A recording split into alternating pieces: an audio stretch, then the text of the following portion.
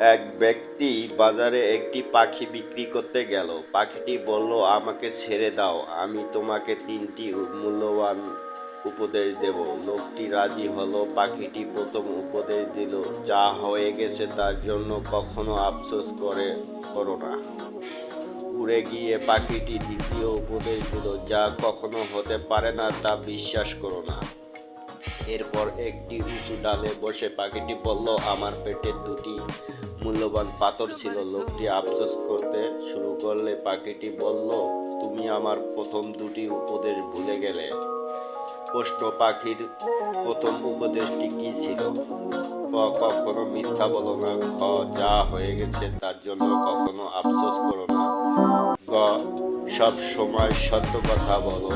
ঘ, আল্লাহকে ভয় করো। উত্তর, খ, যা হয়ে গেছে তার জন্য কখনো আফসোস করো না।